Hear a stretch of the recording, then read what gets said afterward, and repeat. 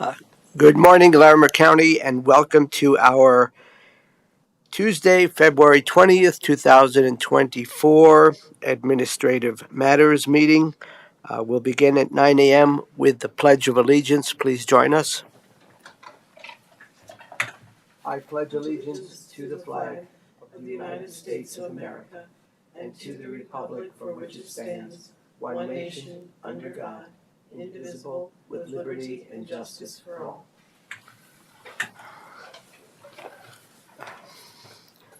Thank you all very much. My name is John Kafalis, County Commissioner, current Chair of the Board of County Commissioners.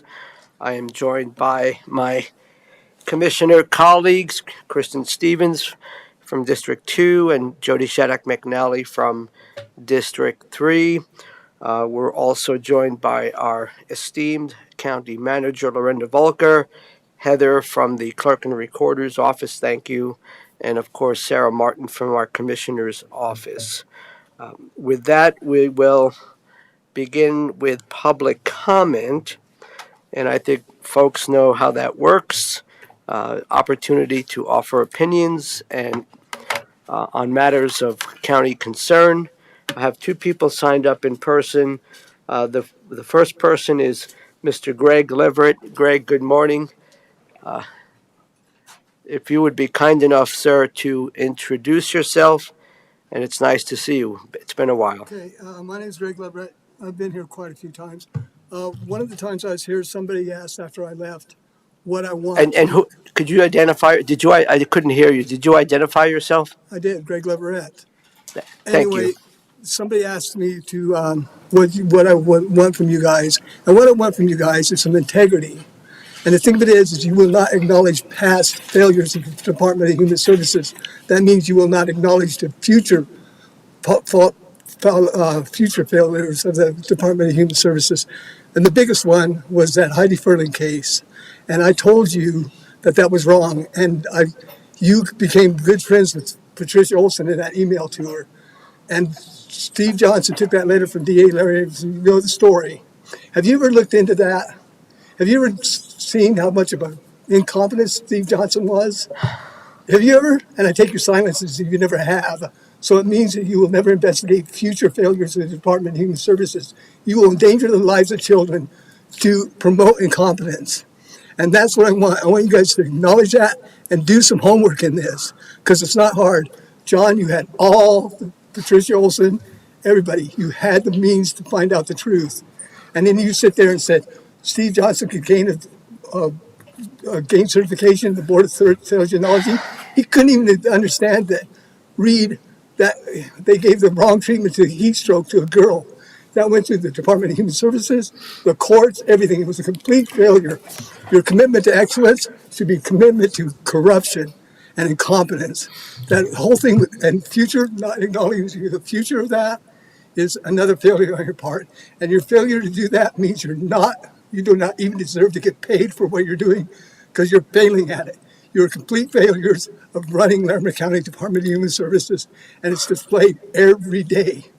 And you guys should acknowledge that and hold some people accountable. When Laura Walker told me when I was working as an auditor, auditing Adams County Department of Human Services, I'm in their parking lot, and she says, I said, do you understand the financing of DHS? She says, I barely understand it. You would not. And I was doing the audit of Adams County Department of Human Services. And she was so incompetent that she said, I wouldn't understand it when I was doing the audit for it. I mean, that kind of incompetence should end, and it should end today, and it starts with you guys. And you guys' failure to acknowledge any of it means you're not doing your job. Do you want to answer that? Did you ever look that up? You ever follow up on that? Did you ever talk to a competent medical person? Greg, thank you for your comments. Yeah, you never did, because you're incompetent.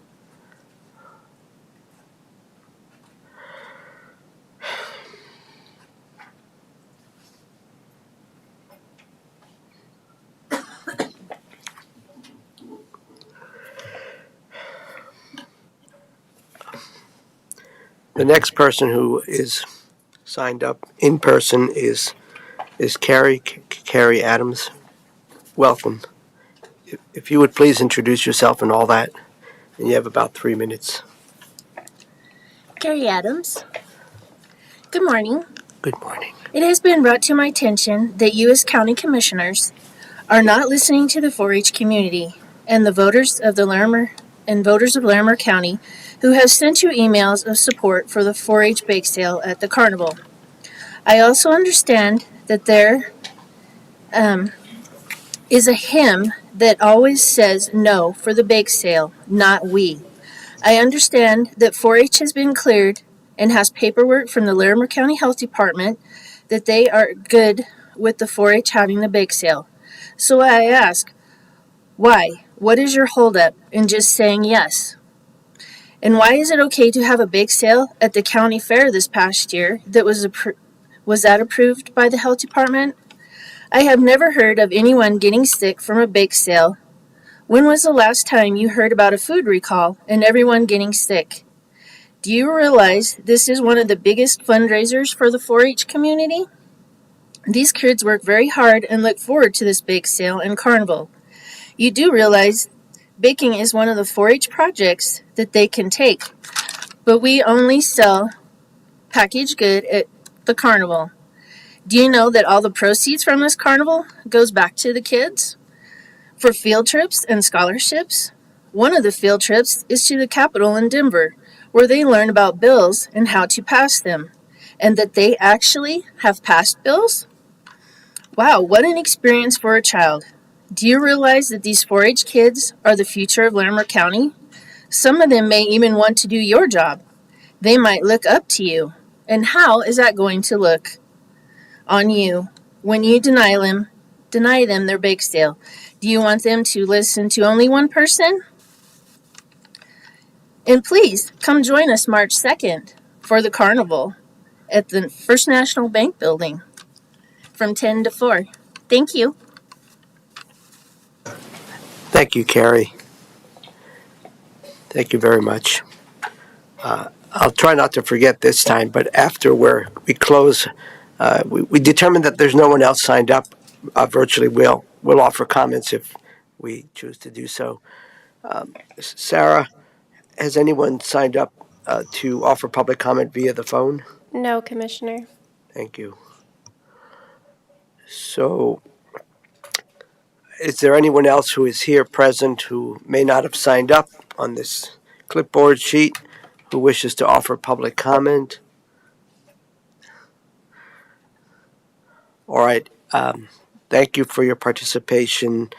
We will close public comment, and I will invite my fellow commissioners if they wish to offer any comments, observations based on what we heard this morning. We'll begin with Commissioner Shattuck McNally. Thank you, Mr. Chair, and thank you all for being here today and engaging in our public comment process. I think that's a really important part of our democracy, and I'm glad we have engagement at our meetings, and we're really grateful for the opportunity to respond. Thank you, Mr. Chair. I first want to address Mr. Everett's comments. He's come very often in front of us to address an issue that was not an issue that has happened during our tenure as county commissioners. I do believe this was looking into. I don't appreciate having my integrity and things attacked publicly when the public doesn't understand all the facts of this information. Before I became a commissioner and came to meetings, knew he came even to those meetings, to the former board, and listened to his comments at that time. And so I just want to strongly push back on any accusations of lack of integrity and incompetence. I do think that this has been whatever. I don't even know they understand the whole thing. We've gotten lots of emails, and I just want to push back strongly on that because I do believe this has been audited, investigated, and I don't think his comments, he's welcome to them, but I push back on those. Thank you for coming today. We have been listening to the comments. That this has been a 3-year long conversation about the bake sale. I really feel that the Larimer County 4-H and 4-H programs and the organizations supporting 4-H clubs are the cornerstone of our community, and it's really important for nurturing our youth, fostering engagement, and developing leadership skills. And all of your work, I want to thank you both for your tireless work as 4-H leaders and participants. Your work shapes the future of our leaders and provide a lot of positive activities for our youth to have. And so I have volunteered in the past for the carnival, and I really enjoy that. And I appreciate the invitation. I don't know if we want to continue this conversation, but really the Bakesall concerns have been expressed, and this has been a conversation through 3 ranch directors who have expressed the concern about the bake sale, and this is really in line with practices at comparable facilities, and the decision is grounded over the concerns, and it's just a step towards safeguarding our community's health. I understand it's been a long time. I know even in schools, when I was volunteering in schools, when they said we could not bring baked goods and do things and have bake sales at schools, it's sad to have those traditional old practices have to go away, but this is kind of in the spirit of innovation and being safeguarding the health of our communities. This is kind of across the board at many activities. I'm really hoping and encourage the 4-H community to really help innovate and maybe look at other methods.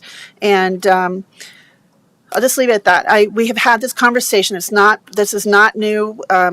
This has been going on for a few years. I have been walking back at all the emails. I appreciate the invitation. Unfortunately, the same weekend, I have a strong attachment to a nonprofit that does a food drive to feed youth and especially young families in the Thompson School District who do not have food security or food on the weekends, and I will be spending a lot of time helping with that food drive, and I've already made that commitment. So I will see if I can squeeze out some time to come to help volunteer at the bake sale, but this is the one time a year for this large food drive, and so I've already made my commitment to that, but I do appreciate the invitation. And with that, that's all I have to say, Mr. Chair. Thank you. Thanks, Commissioner. Commissioner Stevens, is there anything you would like to say at this time? I don't have much to add. Just want to thank Carrie for her service to 4-H, and I think Commissioner Shattuck McNally said what I would have wanted to say, so thank you. Thanks, Commissioner. I'll just add a couple of comments regarding the first speaker. There's a long history there, and grateful that Greg travels a long distance to offer his comments. I wish they could be more respectful, but we are all where we are. And I just thank him for speaking. The matter of not responding during the public comment period or being silent is not an acknowledgement that there's nothing to say. It's just that we typically don't engage with folks during the public comment period. I've had many conversations with Mr. Leverett over the years, and on the matter of child welfare, we take that responsibility beyond incredibly seriously. We do investigate matters, child welfare matters when warranted, and we do follow up. And while we're not 100% perfect, I believe we have very capable, competent, honest people providing services for the people of Larimer County. Regarding Carrie's comments on 4-H, I'm fortunate that my schedule allows me to be there on Saturday, March 2nd. Hopefully you'll all be nice to me. I think I signed up for the early shift. And I just want to state for the record, I mean, the county is very committed to 4-H. There's a whole litany of things we've done over the years. We certainly acknowledge tradition is so important, 65 years of 4-H bake sale. But I do want to state for the record, and we need to move forward, and we'll be meeting with Cindy. I'll be meeting with Cindy on Thursday morning. But the bake sale cannot happen at the ranch. That's it. I'm stating that for the record. The bake sale cannot happen at the ranch for all the reasons stated. I'm hoping that our meeting on Thursday morning with Cindy and Lori will focus on how we can support 4-H with having a bake sale in another location, as well as helping 4-H to staff the concessionaire stand and raise money that way. So hopefully we can figure that all out. But continuing to support 4-H, and thank you all for coming on a regular basis and for your contributions to 4-H. But that is something that is very important. So that's what I have to say about that. Well, I believe we'll move on now. Let's see. Approval of the minutes. Before we entertain a motion to approve 2 weeks' worth of minutes, I wish to acknowledge publicly the hard work of our clerk and recorder folks who really work hard and are very competent to get the minutes to reflect as accurately as possible what has transpired in these meetings. That's one reason that we will typically ask folks to spell their last names if it's not apparent, but a lot of kudos to the clerk and recorder's office. With that, Commissioner Stevens, you're on. Would you offer the motion, please? Yes, Mr. Chair, I move to approve the minutes from the weeks of February 5th and February 12th, 2024. Thank you. I believe that is a proper and lovely motion. Any further discussion? Seeing none, all those in favor? Aye. That passes 3-0. Upcoming schedule review. My favorite part of the administrative matters meeting. Ms. Martin. This is the Commissioner's schedule for February 26th through March 2nd, 2024. On Monday, February 26th from 10 a.m. to 12 p.m., Commissioner Shattuck McNally may participate in the virtual Larimer Suicide Review Board meeting. From 1:30 p.m. to 2:30 p.m., there will be a work session with Leslie Ellis, Director of Community Planning, Infrastructure, and Resources, in the Commissioner's Conference Room on the second floor. From 3 p.m. to 6 p.m., there will be land use items with the Development Review Team. It's a hybrid meeting. In person, it'll be in the hearing room on the first floor or virtually via Zoom. From 6:30 p.m. to 10 p.m., there will be land use items with the Development Review Team. It's a hybrid meeting. In person, it'll be in the hearing room on the first floor or virtually via Zoom. On Tuesday, February 27th, from 9 a.m. to 12 p.m., there will be an Administrative Matters meeting in the hearing room on the first floor. From 1:30 p.m. to 2:45 p.m., Commissioner Kafalis will speak at the Leadership Northern Colorado Elected Officials Perspective at the Agave Room at 149 West Mountain Avenue in Fort Collins. On Wednesday, February 28th, from 7 a.m. to 8 a.m., Commissioners Kafalis and Shattuck McNally will attend the North Fort Collins Business Association meeting at the Rocky Mountain Innisphere at 320 East Vine Drive in Fort Collins. From 9 a.m. to 11 a.m., Commissioner Shattuck McNally may participate in the virtual Big Thompson Watershed Health Partnership meeting. From 11:30 a.m. to 12:30 p.m., Commissioners may attend the St. Valentine's Apartments grand opening event at 915 East 10th Street in Loveland. From 1:30 p.m. to 3 p.m., there will be a work session with Emily Humphrey, Director of Community Justice Alternatives, in the Commissioner's Conference Room on the second floor. From 3:30 p.m. to 4:30 p.m., there will be a liquor license revocation hearing for Horsetooth Canyon Grill in the Commissioner's Conference Room on the second floor. From 5:30 p.m. to 7:30 p.m., Commissioner Shattuck McNally may attend the Equity, Diversity, and Inclusion Advisory Board meeting. It's a hybrid meeting. In person, it'll be at the Larimer County Loveland campus at the Poudre River Conference Room at 200 Peridot Avenue in Loveland or virtually via Zoom. From 6:30 p.m. to 7:30 p.m., Commissioner Stevens may attend the Fair Board meeting. It's a hybrid meeting. In person, it's at the McKee 4-H Youth and Community Building at 5280 Arena Circle in Loveland or virtually via Zoom. On Thursday, February 29th from 11:30 a.m. to 1 p.m., Commissioners Stevens and Shattuck McNally will attend the United Way of Larimer County 15th Annual Women Give Luncheon at the Embassy Suites at 4704 Clydesdale Parkway in Loveland. From 12 p.m. to 1:30 p.m., Commissioner Stevens may participate in the virtual counties and commissioners acting together governing board meeting. From 5:30 p.m. to 7 p.m., Commissioner Kafalis will host a community conversation for the Livermore community. Guests will be Larimer County Community Development Director Rebecca Everett and Principal Planner Matt Lafferty, who will discuss the future of the Livermore community and character area plans. On Friday, March 1st, from 8 a.m. to 4:30 p.m., Commissioner Shattuck McNally will attend the 9th Annual Poudre River Forum, The Cost of Water, at Ames Community College Welcome Center at 490 West 20th Street in Greeley. From 9:30 a.m. to 12 p.m., Commissioner Stevens may attend the Regional Air Quality Council Board meeting. It's a hybrid meeting. In person, it'll be in the 4th floor boardroom at 1445 Market Street in Denver, or virtually via Zoom. From 12 p.m. to 1:30 p.m., Commissioners Kafalis and Shattuck McNally may participate in the virtual Counties and Commissioners Acting Together Housing and Public Health / Human Services Committee meetings. On Saturday, March 2nd, from 9 a.m. to 11 a.m., Commissioner Shattuck McNally will volunteer at the 7th Annual Kids Pack Food Drive at King Soopers at 1275 Eagle Drive in Loveland.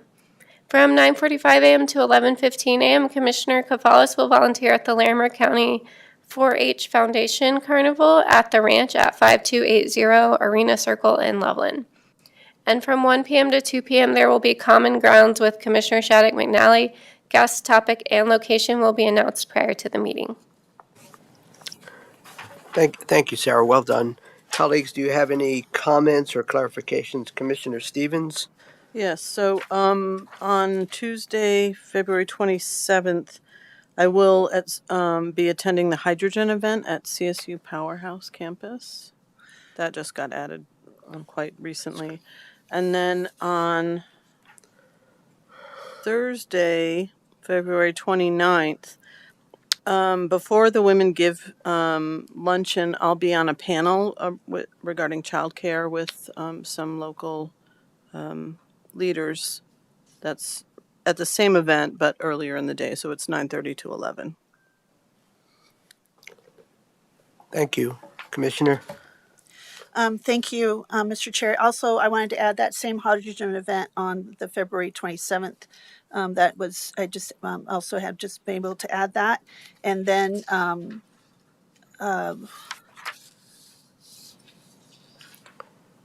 I probably will also try to attend early on the Women Give for the panel discussion. That will depend on other factors that I have with family in the hospital that day. So, and then also on the Common Grounds on March 2nd, that is actually going to be at the Loveland Fire Authority Administrative Building in Downtown Station in Loveland in the Barth Health Room, BARTHOLF room. And then also that's at the 5th Street downtown Loveland location, and we'll be meeting at the fire station for that meeting. So that was just the fire chief let me know about that yesterday. And I think that's all I have for today. Thank you. Thank you. Sarah, the only thing I would add or clarify is that I am now planning to attend the Friday, March 1st, 9th Annual Poudre River Forum, and I'm hoping there'll be opportunities for carpooling.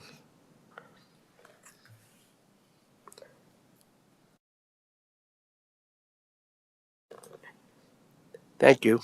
I believe we can move on. The next item is consent agenda, and as has been stated in the past, typically these are matters that are routine and administrative in nature, and all the details of the various agreements and appointments and stipulations, etc., are posted online if folks are interested in that. But I will do a bit of a summary of the various items. And I will begin with the first category, which is agreements. Overall, there are 7 agreements. The first one is the Larimer County Workforce Development Board Memorandum of Understanding MOU for Denver Indian Center Service Delivery Agreement. And this is a requirement of federal law, the Workforce Innovation and Opportunity Act, WIOA, and it basically will help us to provide workforce services to Native Americans and Indigenous people in Larimer County. Um, the term is from October 1st of 2023 to June 30th of 2026. And in this case, so it is between the Workforce Development Department, Economic and Workforce Development, and the Denver Indian Center. There is no dollar amount involved in this particular MOU. The next item is Department of Healthcare Policy and Financing and Larimer County Contract Amendment Number 3.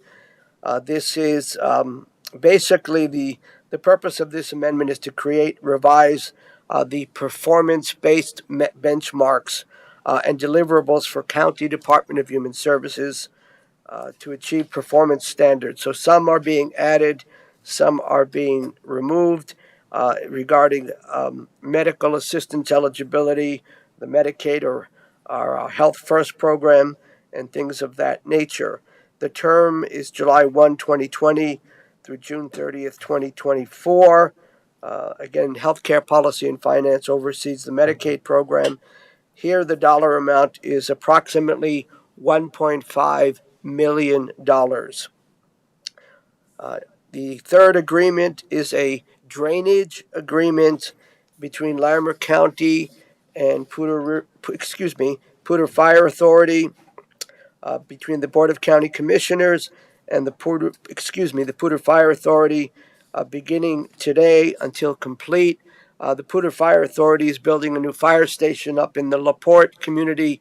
They purchased some property, and this is to ensure that all the things are done to ensure proper drainage. There is no dollar amount here. It's not applicable. Item number 4, development agreement for the Gregory Cove planned land division. File number 21-land 4126. This is a development agreement, the various requirements of that development agreement regarding a parcel that is being subdivided and so on. Item number 5, reimbursement agreement for roadway improvements to Fairgrounds Avenue. This is submitted by our engineering department, but this is an agreement with the town of Windsor to reimburse the county, more specifically the ranch, for street improvements made to the Fairgrounds Avenue within the town right of way. The reimbursement is to occur in full within 30 days of this agreement's execution, and the total dollar amount is approximately $905,000. Item number 6, Larimer County Rental Assistance Grant Program 2 agreement, submitted by our Housing Stability Program Manager, and this is basically to allocate $150,000 of these are emergency rental assistance 2 funds to the Colorado Poverty Law Project to be used for the purpose of aiding folks, qualifying individuals with case management, legal fees, and other services to keep folks stably housed. This is to prevent evictions and help people stay in their homes. So that is between the county and the Colorado Poverty Law Project, a community-based nonprofit. The 7th agreement, final agreement, is the between the agreement for employment and training services for Larimer County Conservation Corps Water and Energy Program. This is between the county and the city of Fort Collins. We deploy Conservation Corps members to do various energy audits and look at ways for people to install appliances, things that will save water, save energy. The terms of this agreement, January 1, 2024 through May 31st of 2028.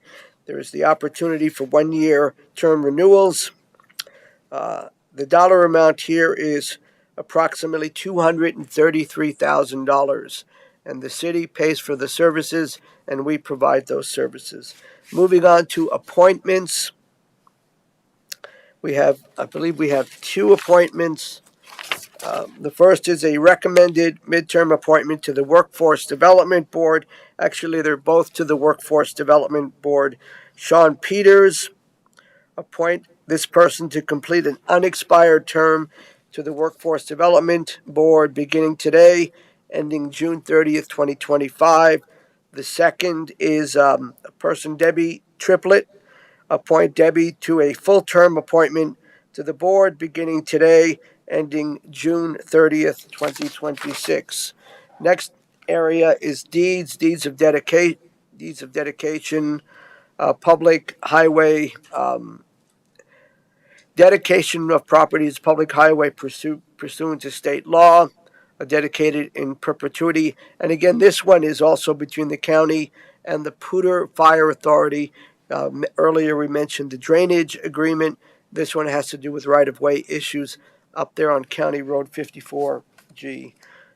Letters of support, almost there, folks. The first letter of support is Colorado Energy Office application for local climate action accelerator programs. This is basically, we're submitting a letter of support, letter of commitment for Colorado's application for a climate pollution reduction grant, implementation grant. The United States EPA, Environmental Protection Agencies, offering these grants, and this will basically line up with our efforts around Climate Smart Future Ready, as well as the state's efforts to reduce air pollution and to make the air cleaner and address greenhouse gas emissions, and also to encourage our sustainability efforts. The second letter of support is for the Larimer County's Bridge Investment Program BIP grant application for the Larimer County Road 13E, a Monroe Avenue Bridge replacement. This is a letter of support for an application that the county is submitting to the federal government. This is regarding the IIJA, the Infrastructure Investment and Jobs Act. We are applying for funds, about $4.15 million, to replace a bridge that it's pretty darn old, and also to address upstream flood control improvements and all of that. There is a match, and if we receive the full amount, the $4.15 million, the county would have to put up about $832,000. Third letter of support for Larimer County's application for the County Road 50E corridor project under the Federal Highway Administration Raise Discretionary Grant Program. This is another county roadway. RAISE stands for Rebuilding American Infrastructure with Sustainability and Equity. This is a discretionary grant. County Road 50E is better known as Country Club Road, and this would look at further work needed to ultimately address concerns about traffic safety and things of that nature from Turnberry Road on the east to Highway 1 on the west. And this is trying to prepare for the housing developments that are occurring or will occur in the northeastern part of the annex part of the city of Fort Collins, and the implications for county roads. All right, liquor licenses. Liquor license renewal for Fort Collins Elk Lodge, BPOA number 804. So this is a renewal of the license, the type of license, club renewal, approval and issuance. The second is liquor license renewal, JJ's Bar and Grill, LLC.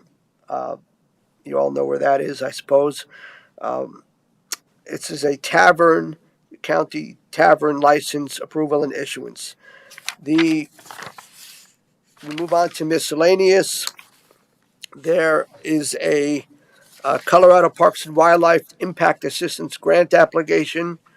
Uh, so this is basically submitting to the Colorado Parks and Wildlife uh, because interestingly there's approximately 2,800 acres in Larimer County that are state parks, and approximately 30,000 acres in Larimer County that are part of the state wildlife areas in the county, totaling over 32,000, almost 33,000 acres.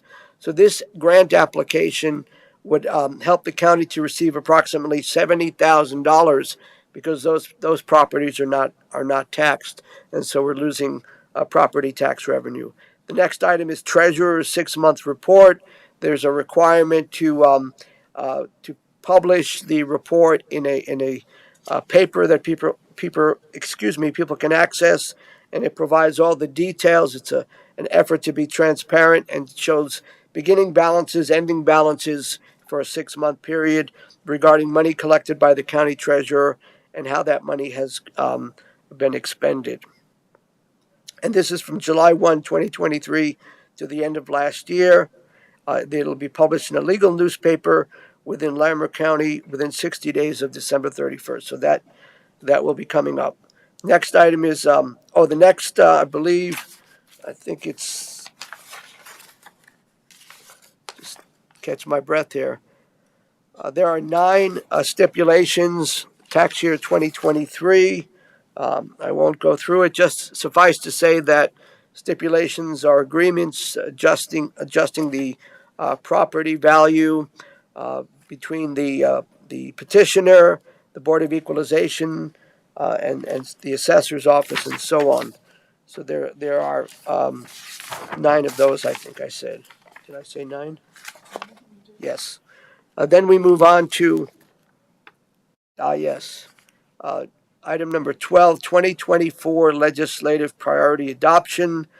Basically, in the packet, there's a description and rationale for the adoption of 4 current bills as official 2024 Larimer County legislative priorities.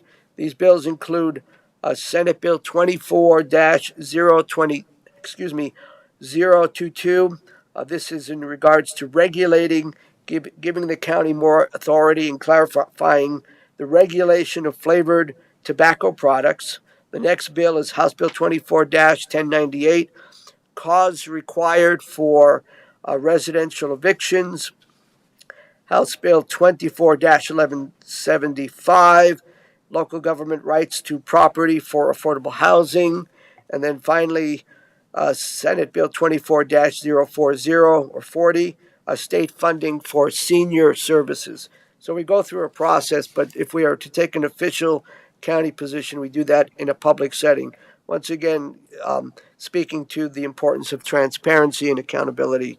The last item under miscellaneous, I'll take a sip of water after I'm done. Hazard mitigation plan, letter of intent, and match commitment. This is Office of Emergency Management provides this plan, letter of intent, the hazard mitigation. It's a requirement of FEMA, the Federal Emergency Management Agency, to update our hazard mitigation plan every 5 years to be eligible for pre and post disaster mitigation funding. And so that's what this particular item is.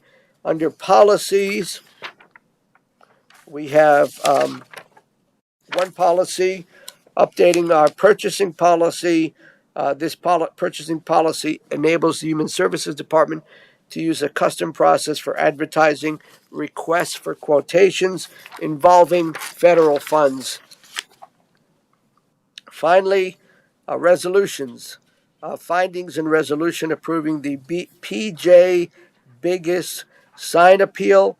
This is a part of our land use process, and this hearing was held on February 5th, 2024. This is what's called the findings and resolution, and allows the process to move forward. Item number 2, resolution providing for the dissolution of the Larimer County GID, General Improvement District number 6, a particular GID that will be dissolved. after all debts incurred have been paid for the completion of associated improvements. The last item on the consent agenda, resolution approving the Estes Valley Fire Protection District 2021 International Fire Code and amendments. We had a robust discussion on this at one of our recent work sessions and previously, and this is between the county commissioners and Estes Valley Fire Protection District. Colleagues, do either of you wish to remove any of the items that I've so meticulously described from the consent agenda? I do not. I do not. Nor do I. I would welcome a motion. I believe it's Commissioner Shattuck McNally's turn. Certainly, Mr. Chair, I move to approve the consent agenda for February 20th, 2024. Thank you. That is a proper and also lovely motion. Any further discussion? All those in favor? Aye. Aye. We pass the consent agenda motion 3-0. We do not have any commissioners' guests. We do not have any discussion items. We will have a legal matters executive session, and when we move to go into executive session, we'll be done here, and we will conduct our executive session upstairs on the second floor, but we'll get into that in a moment. At this time, I'd like to ask our wonderful county manager to provide us with a bit of a county manager update. Thank you, Commissioners. I think last week, one of the highlights of my week was getting to tour the Loveland Youth Campus down on First Street. The work that's been done is incredible, and I happened to be there the day that the little furniture was being delivered for the 0 to 3-year-olds, and so it really is looking like it's taking shape. I think they were waiting for a health department inspection sometime this week with an idea that they might open shortly, and they have offered tours if you are interested. You might recall that you all contributed about $1.5 million in ARPA funds to help get that off the ground. The first floor will serve children and infants 0 to 5 years old, 2 full classrooms for infants, which is much needed in our community, through the teaching tree. And then the second floor is still a work in progress. They're still determining partners and what might occur up there. There are lots of great ideas going around and lots of community support for how to serve youth in the community in that building as a whole. You might recall that the Boys and Girls Club is also located in that building. They open at 3 p.m. after school, and so this would be a year-round day program run by the Teaching Tree. So it was great to get that tour from Ann Lance from the Teaching Tree and Joyce Sullivan from United Way of Larimer County. And I want to thank them for the time they took with me. It was great. Thank you, Linda. Is that all? That's all. Thank you. Okay, I think we'll move on then. Thank you for attending that event. Exciting. Let's begin with Commissioner activity reports. Commissioner Shattuck McNally, would you start us off, please? Certainly, Mr. Chair. I might want to start just by thanking Lorinda for that tour. I toured that center back in about 2 or 3 months ago when it was starting the demolition. I would very much be interested in the tour. As I understand, it's opening up over 200 potential childcare spots. Is that correct? That's correct. I think they'll go slow to go fast, so they'll open probably 1 room of each kind as they get started in this new facility. But yeah, the goal is, I think, nearly 250 new slots that'll be available in our community. I'm really excited to hear about that progress. I know we were very thrilled to participate and give that money from our county ARPA funds. So thank you for that update. I would like to have another tour since I could see that it's just down the road from my house. So I wanted to share with my colleagues, really had a great conference for the National Association of Counties. I wanted also let you know, since we haven't been together, I'm really thankful for being invited to the Pew Charitable Trust Disaster Resiliency Roundtable. Lori Hodges, our Director of Emergency Services, came. It was held at the Pew Charitable Trust in Washington, D.C., and with a lot of talks about land use and insurance and things that we can suggest for policy at a national and local level. And it was a very productive conversation.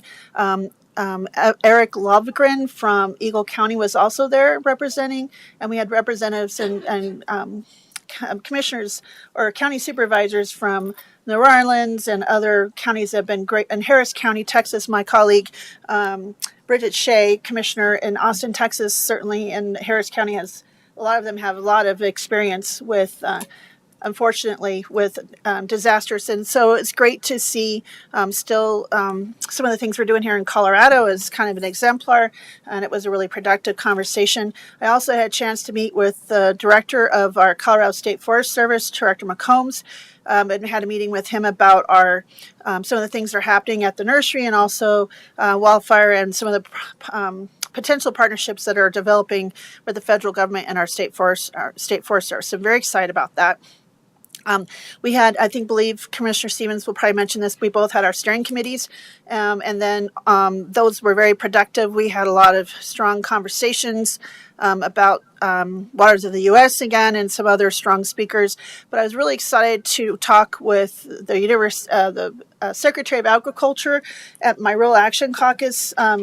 Secretary Vilsack had a fantastic presentation about the Farm Bill and other items, and really appreciate he was fantastic, and we really had some strong conversations.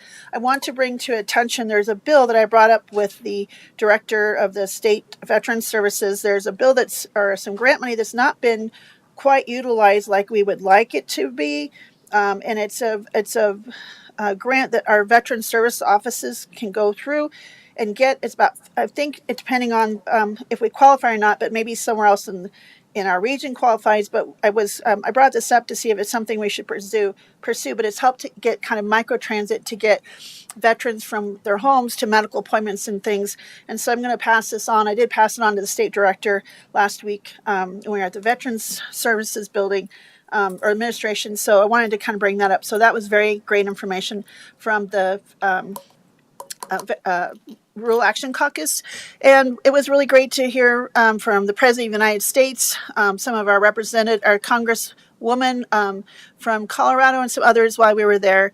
And really great to continue to collaborate with our colleagues in Colorado and from around the state. So it was a very helpful and fun, but I did a lot of information gathering, and it was really a great conference. I came back early on Tuesday to some meetings, but I also attended.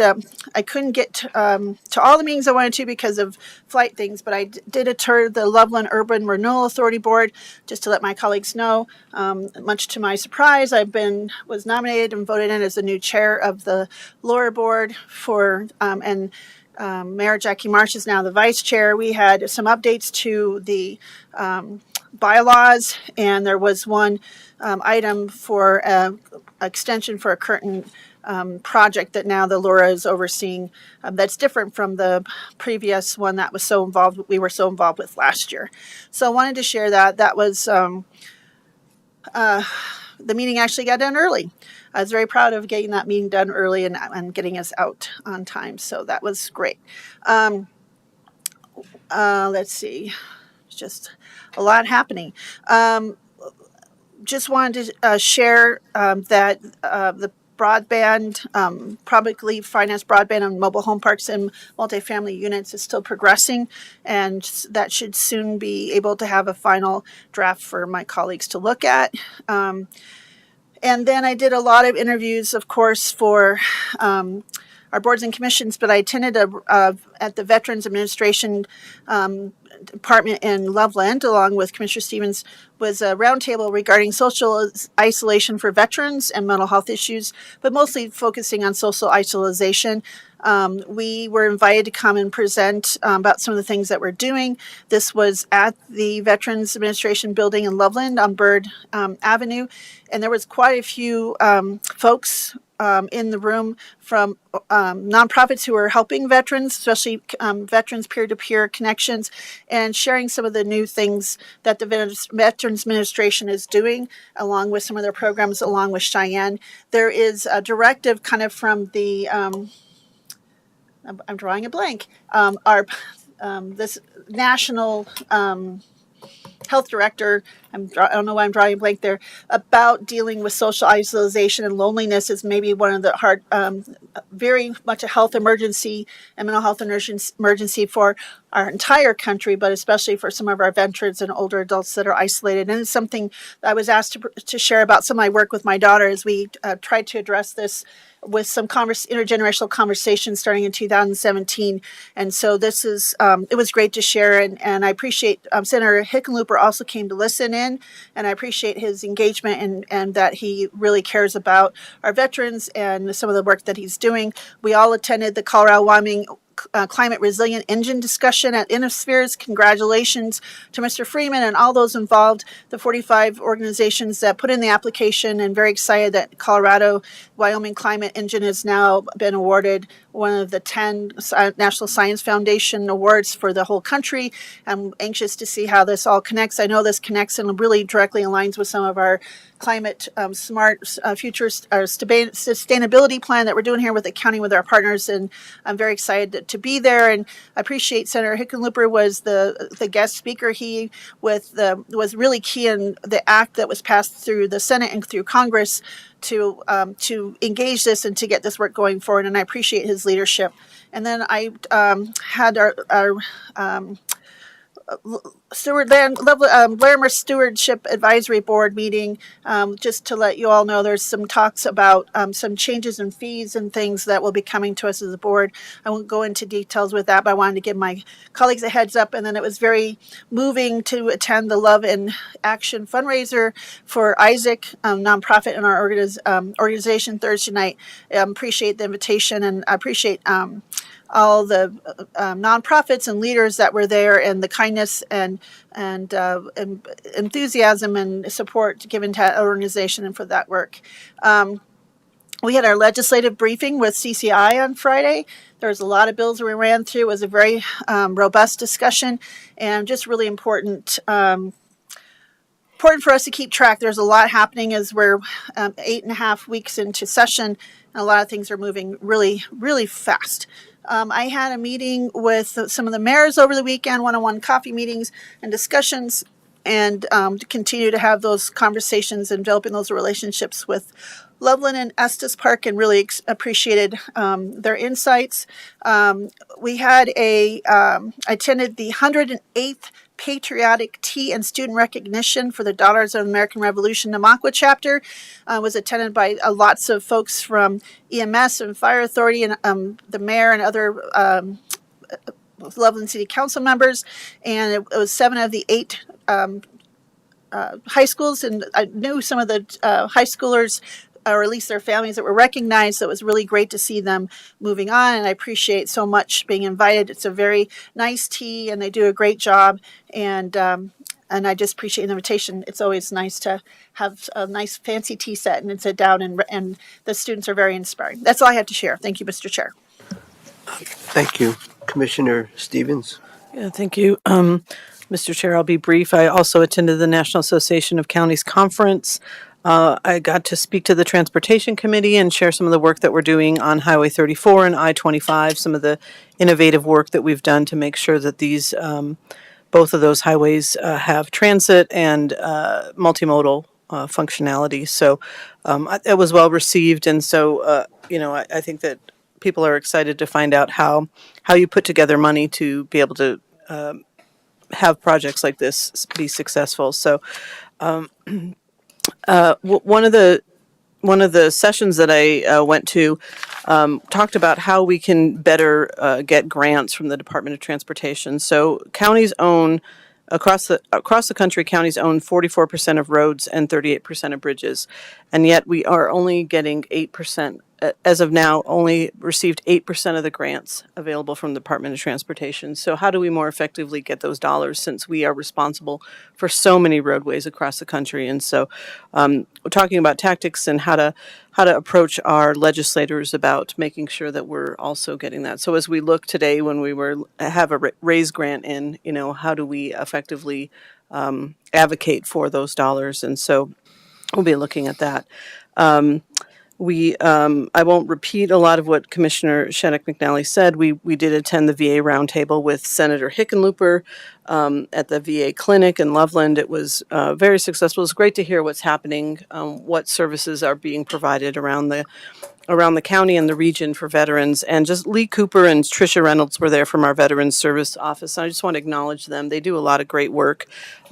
They do more than help veterans get their benefits and fill out paperwork. They actually are a great resource for veterans and can often be the bridge for veterans to understand what kind of services are available in the community. So kudos to those two folks who work here in the county.